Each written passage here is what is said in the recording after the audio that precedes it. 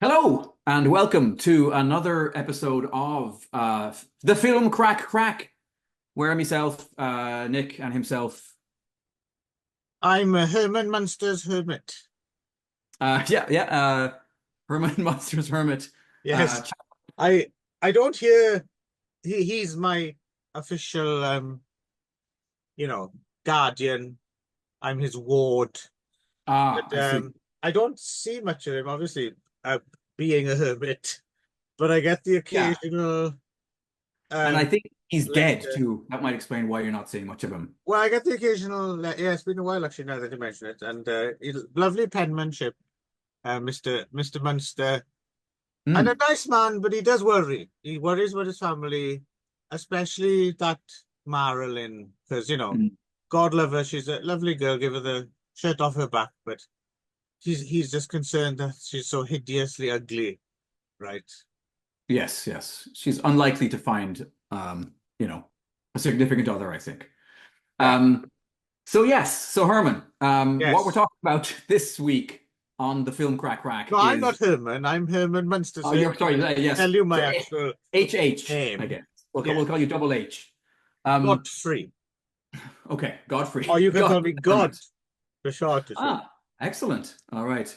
So God, we're talking Yes. about two films this time. We're coming back to a well we've dipped our cups in before. That is the well of films that have been fan subbed by kindly gents, kindly Yes. folks. They don't We have to be crouched men. over the well and washed our balls in the That's what we did. in the Yes. waters. Yes. Well, it's good. It helps the pubes become luxuriant and glossy, That's I right. think. That's right. So we've gone to Mexico a few times before, and yeah, watched things that are not available without the kindly fan subbing efforts of people at Cinemageddon. And so we're back there again. We've got two films this time. We've got The Man Without a Face, or El Hombre Sin Rostro, Mhm. 1950, directed by Juan Bustillo Oro. And we have got El Diabolico from a few years later, from 77, I think, directed by Giovanni Corporal, which doesn't sound very Mexican, and Rafael Villaseñor Curry, which Well, also I'm doesn't. quite interested. Just going back briefly, is one like the Spanish John or Jack? Yes, yes. So Juan Oro is Jack Gold, Jack who is Gold, a yeah. film director as well, which is kind of interesting. That is. And apparently quite a well-known film producer shows up playing a role in front of the camera in El Diabolico, but we could talk about that when we get to that. Yes. Well, Um, which way round do you want to do? Are we doing I think we'll chronological? probably do chronological, yeah. Okay. Um, Although, in terms of interest, for me anyway, I found this first one more interesting than El Diabolico. Um, Mhm. but let's talk about it first. Right. Um, Jack okay, so Bustillo Gold's uh yes, Bustillo, I guess, maybe. El Hombre Sin Rostro, yes. yeah, he seems to have done a lot. Like, seems to have directed quite a bit because even just the selected filmography up at Wikipedia has got a good 20 odd titles, and apparently that's just some of what he did. Yeah, there's a few kind of horror inflected. I grabbed one actually. I found there was one floating about in a decent HD condition with subs. That sounds interesting, called Two Monks Yes, from yeah, 1934. okay. Yeah, Yeah. stick that in the memory tube. Send Oh, it my sure, way. sure, sure, Yeah. sure. Yeah. Yeah, and apparently this kind of what we call it, like a sort of semi-German expressionist thing is a consistent thing with him, supposedly, Okay. from reading this, apparently. And also using kind of like well-known Mexican artists to do these kind of crazy set designs is also um, something that's consistent in his work, supposedly. Um, but not having seen anything else he's made, I can't, attest So to I'm that. I'm wondering if it might be also a wider, because the other film it reminded me a little bit is of from a little bit later on is in terms of, yes, that kind of expressionistic kind of dreamlike look is have you ever seen The Black Pit of Dr. M? Nope. That has a kind of similar kind of, Okay. well, that's a really good film. A overall better film, I would say, than this. Actually, Okay. a bit of a classic. But we'll That's get. Mexican as well, or is it? Yes, yeah. Okay. All right. Um, so yeah, what to say about the plot? Well, Um, I suppose if you'd like, because I'd like to get ahead of this a little bit because there sure. are things of interest in it. But Yes. one Yeah. thing that struck me about this film is the way it hasn't dated well necessarily. Hmm. Is it's basically a film where it's odd if you consider, because there's lots of different genres going on actually, but if you Yeah. consider it as one of the things it is, it's a murder mystery. Yeah. It's a murder mystery where you pretty much know from the beginning of the film Just who the about. Yeah. murderer is, and it Yes. takes the entire length of the film to Yep. just confirm it. Yes. And not in like a way where there's a Columbo character and you can enjoy watching the Columbo character. Yep. No, no, no. It's just I am the killer. I think maybe I am, and then maybe I am not, and then maybe he Yeah. is, and then eventually Ah. I am he is, and oh okay then like Yes. is that Yeah. fair? Yeah. No, that yeah, absolutely. Yeah, yeah. I mean, I think it's definitely telescoped ridiculously almost from the get-go as to I mean, so we're spoilers, I guess. Well, But you'd not have to really. you have to be pretty much thick as a brick shit house not to see it coming. But I will I think the thing is with modern audiences is not so much that it's like you would assume that can't be the answer. So the whole time I was waiting for the final twist, prize reveal, yes. which doesn't arrive at all. In fact, I was so convinced I'd missed something. I went back and watched again, right? Because I was thinking there might have been like one really important Clue. reveal that I'd overlooked or something. But Right. no, No. So in that way, it does kind of anticipate what's the or does it? I don't know which came first. Now, remember we read the book and we watched the film, and then we watched two films, or at least based on the book, about the guy who ends up being tasked with hunting himself down. Right? It's the one, well, the I don't know. I coffin. mean, there's a bunch of things like that. Like Clint Eastwood's Tightrope is that as well, isn't it? Right. But no, Spoiler this is alert. the one we read the novel, and then we watched there was a French cop version of it, a French police version of it where Oh, they the big clock the big clock. with Yeah, the yeah. ring. Right. Yes. Yeah. So in some ways this does either anticipate this or work the same territory, right? In that we have a detective who in this case maybe unknowingly is investigating himself, right? Yeah, I suppose, yes, I hadn't thought about it, but yes, that is a part of it. But because it plays out so differently and there's no element of it's easy Yeah, to he kind of doesn't overlook know. that because it just seems like someone going through a nervous breakdown in a way, doesn't it? Yes. Yeah. So this is Arturo del Cordova, right? Who plays. It's kind of interesting. I suppose I just came down in the end to just call him police surgeon, but basically he's like he was a surgeon, and now he's a Yes. policeman, and then he's a very in general he seems like a very um what's the word I'm looking for? Like he doesn't seem to have the courage of his convictions. No. Anything, does No. he? No. No. He's a pretty phlegmatic, Yeah. spineless guy, Yes. knocked about by circumstance, and he's really he has like his friend or whatever he is, the other doctor, right? Dr. Gaslight. That guy's Hmm. maybe more interesting because like what's his game? Like he really seems to be deliberately winding up. Yeah. Uh, Well, for a while you think that's what the yeah, twist is going to be, right? maybe Is that he's going to be the yeah, killer, and and he's they trying to like deliberately point you in that direction as well, right? Because the thing is framed as a feature length confession, isn't it? Mhm. Like a flashback. And yeah, by the end of the film, you do think when that happens, like, how long did it take you to write that? And then you call the police, like it's like Um, so yeah, I mean, honestly, yeah, it's not a great film, but I think that it has moments that rise close to greatness. Absolutely, yeah, yeah. We should say, did we say it's from 1950? Yes, yeah. Right. So for one thing, it certainly predates Robert Bloch, right? And Psycho. So the again spoilers, but yeah, it's a mother dominated kind of murderer. Yes, Right. yeah, yeah. Um, yeah, that stuff's again. There's a lot of stuff. The elements are interesting, like Yes, but they lay on the Freudian stuff so with such a trowel that it yes, becomes kind of laughable and risible. yes, and yeah, and then when it when it's eventually kind of confirmed that he is the guy, there's a lot of kind of pop-eyed kind of face close-ups of him, like which are also quite good. But I suppose the thing people will remember the film for, if they've seen it at all, it's the dream sequences, isn't it? Yes, yeah. Um, Which are really, really quite impressive. I mean, it opens with a yes, dream sequence, right? It opens with basically a funeral procession through this weird kind of shot on a soundstage forest, right?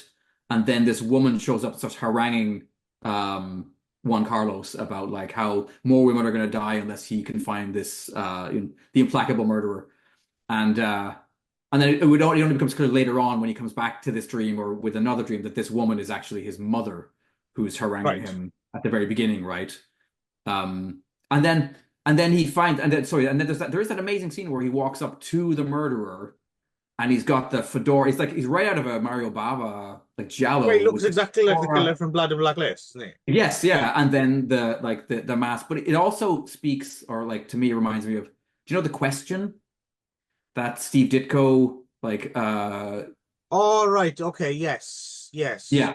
Also, he looks a little bit like when Orlak in the hands of Orlak has his bandages on and he wears the fedora and the big coat. Yes. It's a fucking cool look. Like it's like I Yeah, have to say I might start dressing like that, but it's here in the yes. summer. That's the only thing, to have your face swathed in bandages. Right. Um but uh but yeah, anyway, I thought that looked really cool. Plus, And you then undercut the coolness if you're just the bandages are just dripping in sweat and kind of sweat. Yes. starting to hang off you. Yeah. It's kind of gross. Hey, ladies. And uh and then yeah, so basically so it turns out that this guy's been tasked with finding this cop's been tasked with finding and as it turns out he is the murderer, is tasked with finding himself.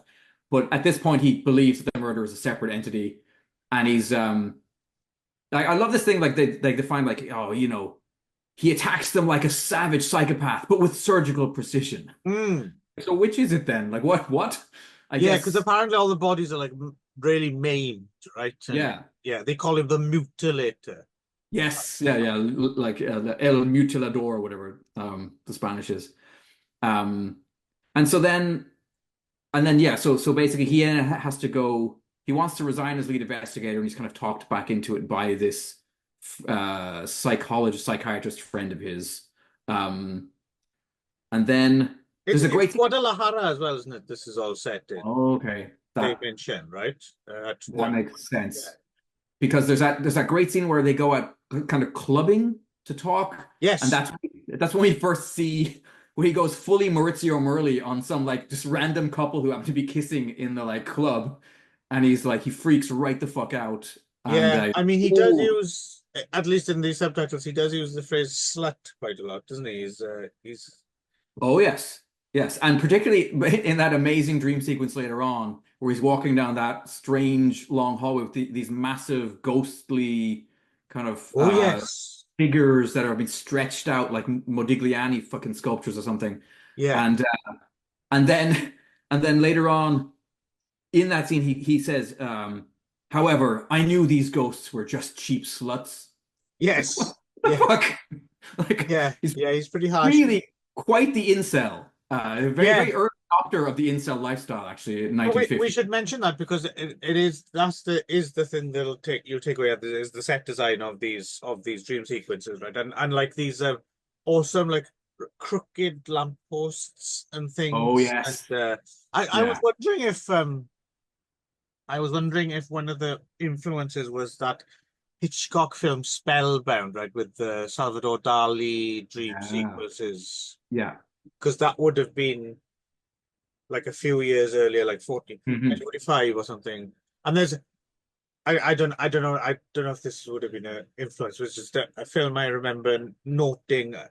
Maybe, yeah, around the same time there's a British film called A Small Back Room, which is like a wartime kind of drama. It's actually quite an interesting film, and it comes out at the same time as Spellbound, and it has very, very, very similar Okay. dream sequences in it.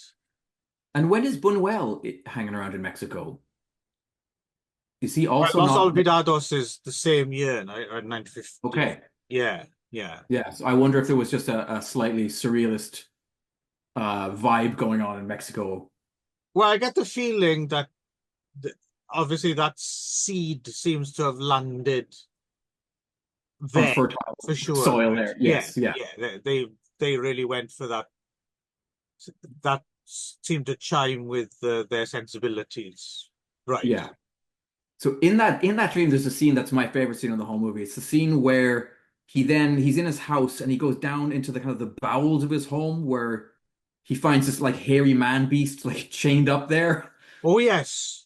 And then he decides to free this beast, right? And it was very monster. It was like exceedingly this like these like here's his id chained up down here and he's gonna let this thing fucking off the hook and then you know Yeah, you never fully see it, but it seems to be almost like a man in a gorilla suit or something in silhouette. yeah. I just looked it up. It wasn't. It was a few years after Spellbound, Small Back Room, 1948. But I totally forgotten about. Kind of bearing the lead. It's a Powell and Pressburger film as well. Okay. Uh, yeah, I was just looking up. Wow. It's an interesting little film actually. The Small Hmm. Back Room from Small back room. 1948. Yeah. Okay. Um, but yeah, I mean, honestly, it's funny. I was definitely sold on wanting to watch this from the screen caps, which were largely taken from the dream Yes. sequences, I right? suspected that's what it And was, then right? Because and then when you you'd were cherry picked because you have a whole but because you're there on that CG, Mhm. Yes. you have access and you I know you've grabbed a whole bunch Yeah. of fans of Mexican stuff and you've been cherry picking, right? Yes. And Yeah. I guessed I bet the page Yeah. for this just has the screenshots Pretty from much from the yeah dream yeah sequences, yes. So definitely, yeah, it definitely is a letdown if you were expecting more of that. yeah. But what I you mean, it's get not is, terrible or anything, but it's yeah, just yeah, it's definitely that those are that's the strongest stuff, and the rest of yeah. it never really. And like I said, also it's probably dated. It probably played a lot better in 1950 because Before Psycho, before yeah, yeah, and yeah, in general, all that Freudian stuff would have seemed a bit more cutting fresh. edge. Yeah. Yeah, Um, so yeah, I don't know if I have much more to say about it except that great dream scenes. Whoever did the set deck was knocking it out of the park. yes, It and reminded me of again. I would watch it again if there was a nice HD version of it as well, actually. Yes, Those scenes kind of demand to be seen properly, I think. agreed. I'd like to see that hairy man beast he released in higher definition. Here we are. Hello, good morning. I'm your It, hairy man beast for today. How can I help you? it always so I can't remember his name, but I know I've told you this before. I don't remember if I talked about it on air before. Maybe back when we talked about Sage and Suzuki. Actually, I went to down to Yokohama once to an art gallery where the set designer for Sage and Suzuki's movies was having an exhibition of his work, and he had come in and he had rebuilt rooms in the gallery as they would have been set. So there was one that was basically a gate of flesh room and had all these massive girders sticking out and kind of exploded All right, wow. stuff. And there was another one that was like sort of a Tokyo Drifter room, all bathed in red and kind of, and he even had like the original telephone from one of the movies was there. I think the one from Tokyo Drifter, the red phone, like there was this actual stuff from his collection that he brought in. Wow. I don't Um, suppose there was a blind beast room, was there? That would have been cool. no, I don't think so. Or what was the fucking terrifying mummy film that we watched? The Oh, late Dookie TV episode about the mummy, the self-mummifying guy. yes, yes, I know what you mean. Yeah, Yeah. I forget something love, Mummy's Love. Mummy's Love, yes. But so I think that like sometimes there are like there can be actually a weirdly outsized effect on a director's work from yeah, from the set director. Like I do think in Suzuki's case that relationship was really really fruitful, and I'd like to see more of this relationship um between Juan Bustillo or John Gold and whoever this guy is who did these crazy sets. Is it not? Did we just forget, overlook to look it up, or is it not credited on IMDb, the set designer? Oh, no, I think it is. I think Yeah, it we is. just didn't bother looking it up. Yes. Okay. Um, but anyway, yes. But So anyway, okay, him or on her. to on to the other one then. El Diabolico. Right. Um, the 1977. again a film that if you selectively choose screen caps looks quite a bit more interesting than it actually turns out to be. Um, Yes, agreed. Yeah, this yeah. this definitely sold me on screen caps that maybe comprise about less than 10% of the actual film. But again, those scenes do they are for me they were fun. That they were almost enough payoff to make this worth the visit. Yeah, Um, it's an odd one. It's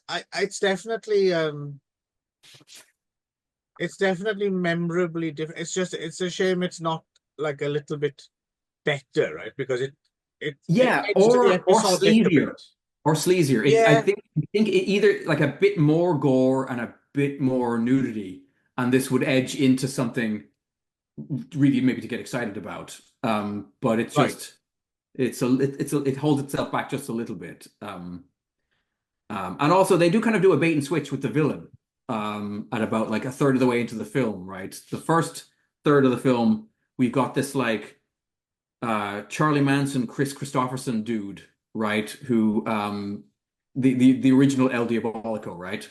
Yeah, well, this is Carlos East, right? Who I was familiar with because he turns up in a couple of those of the those the last four Boris Karloff films he made in Mexico just before he died. Okay, Yeah, he's in right. Snake People and The Fear Chamber. Okay. Um, we might Is want to he doing talk about those four films one day because totally? they're all. Have you watched those? Is there one of them that also has like John Carradine and like a bunch of other like there's Yeah. He turns up in yeah. okay, yeah, I think Oh that no. one Sorry, John Carradine. oh, No, I don't think he's in any because they're Karloff joints, right, all the way. okay, but there's one that's got like four of those kind or three or four of those sort of early horror greats and they all end up in this terribly chintzy cheap looking Mexican film together. Um Right. No, I don't think that's it. No, they're all pretty odd and kind of I think we'd find a lot to talk about with them. okay. Uh, Um But yeah, so Carlos East plays Dave Boland, which I think I was expecting the film to be set in Mexico, and then it kept throwing me when everyone's names were distinctly not Spanish sounding, the characters' names. Um, but anyway, yeah, I quite like Dave Boland as a villain. I was a bit disappointed when he got subbed out for the the local town idiot or whatever. yeah, this is Jorge Humberto Robles, right? He's like a alky, put upon simpleton town idiot, dog's body, Well, whoever bullies, what's right? what's interesting about this is because it does play a little bit like some sort of weird satanic version of like one of those old Giuliano Gemma spaghetti westerns where like he hooks up with Lee Van Cleef. Lee Van Cleef, yeah, and because Yeah, he, but yeah, Day he plays Anger or something like Dave that. Anger, Yeah, yeah, yeah, the town like shit man, right? Basically, he pushes a shit cart around and constantly gets clipped around the ear hole by everybody and put down by the women, and then yeah, he becomes an expert gunslinger, right, and gets his revenge. So there's an element of that, but there was also near the beginning, I started to think, is this some sort of like prequel to Manos Hands of Fate? Because I wasn't sure like when because he's very Torgo looking at the beginning with his hat and his kind Hmm. of like sh little shuffle, Yeah. They and don't have the then music though, do they? That's the thing. no, sadly not. And he doesn't have the knees for it either. Um, but uh, but yeah, and Carlos East kind of, would have made an all right master. Um, but then Right. yes, didn't But didn't yeah, come to. so and Carlos is, yes, he also seems to be. I mean, it's never spelled out, but yeah, he seems to have.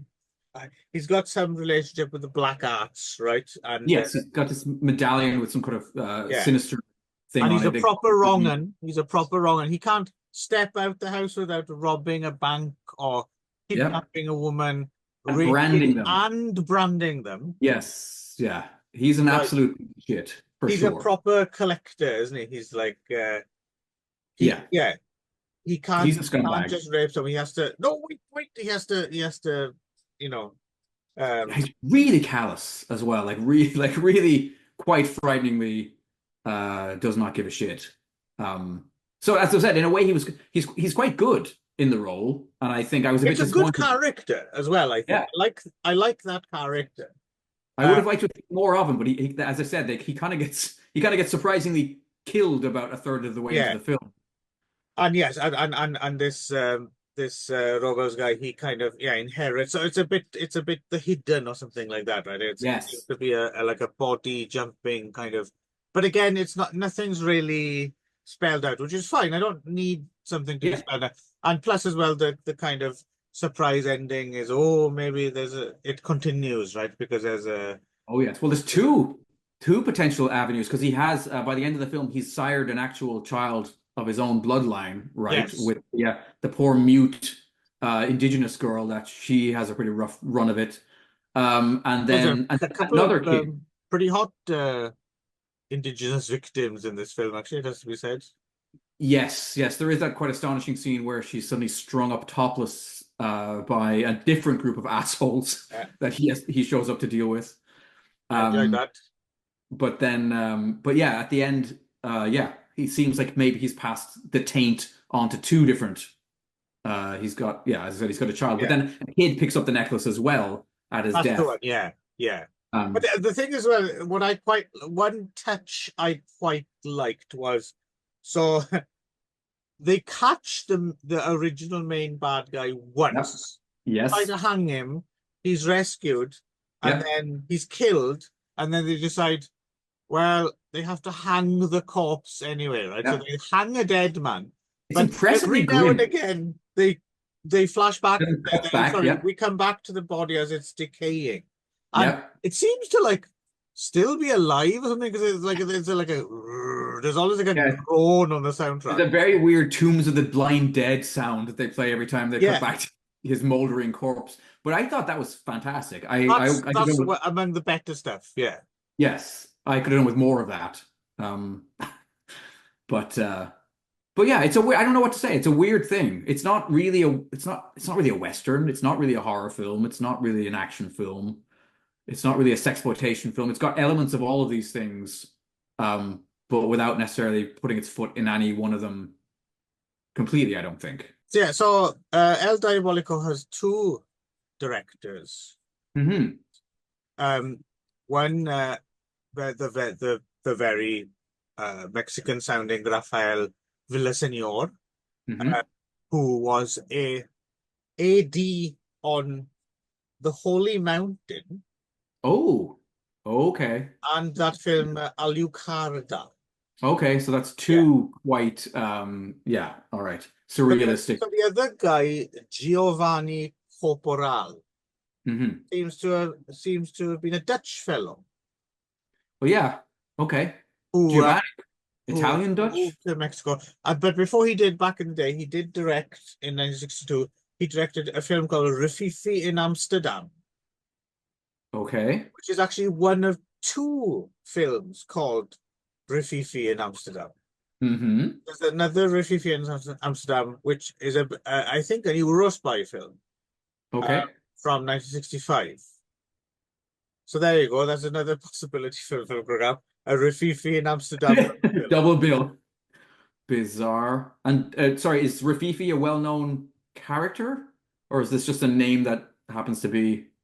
Well, there's I mean, the original Rififi film is a crime classic, right? Okay. I don't think I've seen it. Oh, Okay. really? Oh, you should check Pretty out sure. Rafi. It's based on a book. I haven't read the book, but the original film by Jules Dassin, who was I think an American actually, who went to France, and he made Hmm. this crime film, Rafifi, and it's famous for having like this extended heist sequence that plays out almost totally without any dialogue or anything, and it was a Okay. very big influence on the crime genre, like the films of Melville and people like that. Right. No, if you've never seen the original Rafifi, you should definitely see it because it is an excellent film. Okay. I will do. I don't know about Rafifi in Amsterdam. Right. Either one of them. I don't know. Hmm. Yes, and yes, you mentioned this briefly before we started. Yeah, so Lance Hool is also in this film, Mm. right, who is a bit of an odd character, a future producer, right, who produced a whole bunch of Charles Bronson films. So he plays the Colorado Kid. Yes. There's also a character called Arizona Jane. To your point that it does seem to be set in the United States, right, as opposed to Mexico. Hmm. And it's an odd, I like knowing about it, Hmm. but it doesn't really, unfortunately, live up to. No, it's a bit less than the sum of its parts, which is Yes, too yeah, bad. yeah. I can't see myself coming back to it. It's not going to be something I revisit once a year or anything like that. So, but yeah, I don't regret having seen it either, though. No. It's definitely worth a look and worth knowing about. But yeah, you should definitely temper your expectations, I think. Yes. I think Lance Hool might have also made one of the yeah, Missing in Action, the original Missing in Action. He produced that too. Yes, the sequel, which was, well, it's the prequel that was shot at the same time as the first one, right? Yes. Yeah.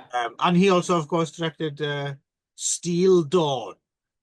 Oh, yes. I can remember renting that in Ireland as a kid, during that, that era when anything that looked post-apocalyptic-y, Mad Yeah, Maxy. And yeah. I remember even being like 11 or whatever and still being like, yeah, this is No, I guess speaking not of less great. than some of his past, that's a film that should be really great, right? Like, Hmm. if only some Italians had made it. Oh, hang on, they did about 50 times, so it's fine. We've got those films to go by. Right, Mm. are we done here, I think? We're out of here, I think.